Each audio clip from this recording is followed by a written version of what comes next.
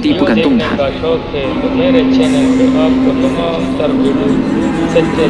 但周围的桌椅突然全部堵在门口，阿玉被直接吓晕了过去。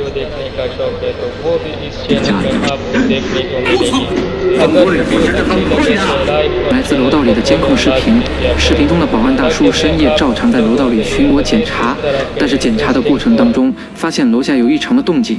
大叔好奇地向楼梯口看去，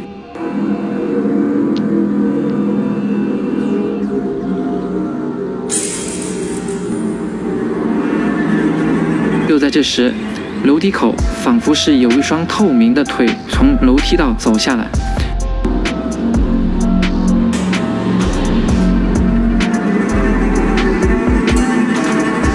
大叔突然被楼梯下的某种神秘力量吓得两腿发软，坐在原地不敢动弹。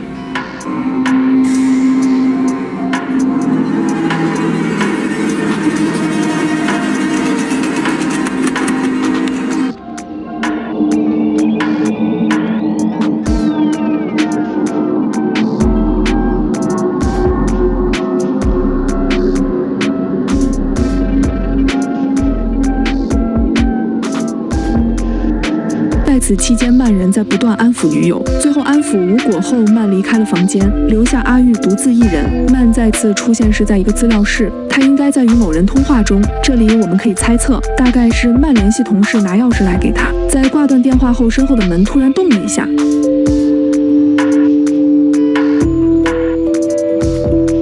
察觉到什么的曼频频回过头去看。不久后，可怕的事情发生了。资料室里的电脑突然自己打开了，感到疑惑的曼准备查看一下，而就在这时，电脑又全部关闭了，然后又重开了。曼被吓得赶紧逃离资料室，但这是曼留在监控里最后的时刻。门外的监控根本没有曼走出来的身影，他在走出房门后就离奇的消失了。而就在曼消失后，房间里又出现诡异的一幕：椅子自动排列整齐，门、灯和电脑都逐一被关上了。而此时在隔壁的阿玉对一切并不知晓，还在等着曼来哄他。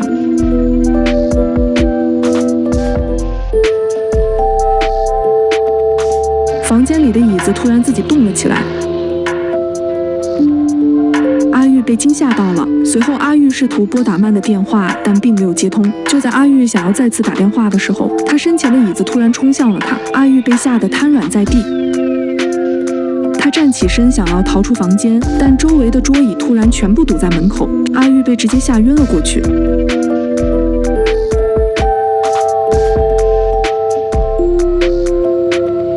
这件事的结局就是曼失踪了，而阿玉因精神受到创伤住进监狱。是特指一人的是制定给他们的到底是海人因年龄判为就是审判数，所以。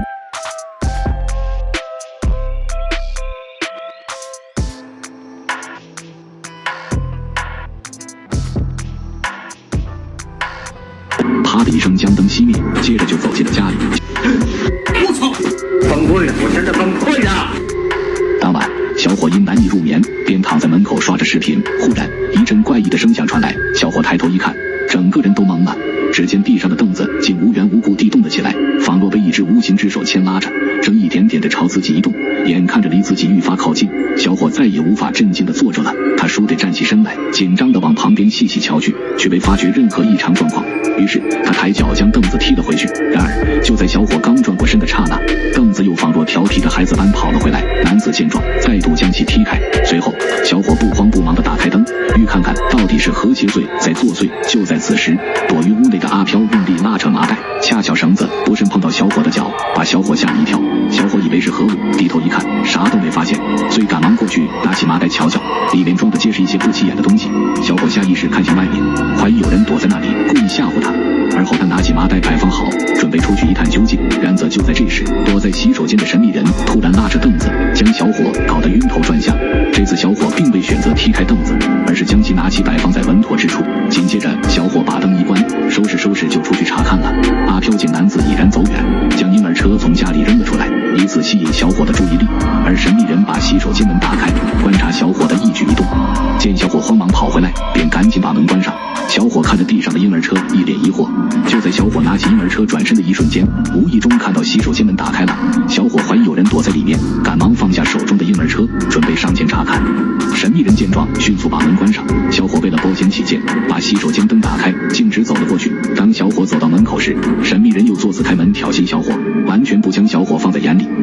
奇伸头过去一看，砰的一声，门又关上了。小伙赶紧将门推开，小心翼翼地伸头过去查看。奇怪的是，小伙并未发现有可疑之人躲在里面，于是就把门关上了。小伙一脸迷茫又恼怒地走了回来，啪的一声将灯熄灭，接着就走进了家里。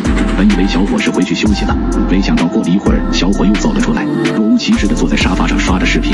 就在这时，神秘人悄无声息地打开洗手间门，站在里面鬼鬼祟祟地盯了小伙半天，小伙都没发现他。随后他把门一关，想借此吓唬小伙。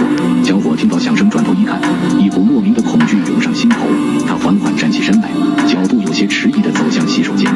他一边走一边观察周围，眼神中充满警惕与不安。他仔细地检查着每一个角落，未发现有可疑的痕迹。他深吸一口气，颤抖着伸出手，慢慢地推开了门。门内一片漆黑，阴森的气息扑面而来。洗手间里静悄悄的，只有微弱的光线从窗户透进来。他紧张地扫视着四周，却没有发现任何异常，紧接着就把门关上了。小伙疑惑地站在原地，回想起刚刚发生的一切，心里愈发觉得奇怪，想不明白到底是怎么回事。于是他决定回到沙发上稍作休息。然而神秘人并没有打算放过小伙，他悄悄打开洗手间门，偷偷摸摸地走了出来，脚步如同幽灵般轻盈，没有发出一丝声响。他鬼鬼祟祟地站在小伙背后，小伙毫无察觉，正美滋滋地刷着视频，完全没有意识到危险的逼近。就在这时，阿飘缓慢地把头伸了出来，跟小伙打了一声招呼。还没等小伙反应过来，神秘人一把抓住小伙的脚，使劲地往后拉。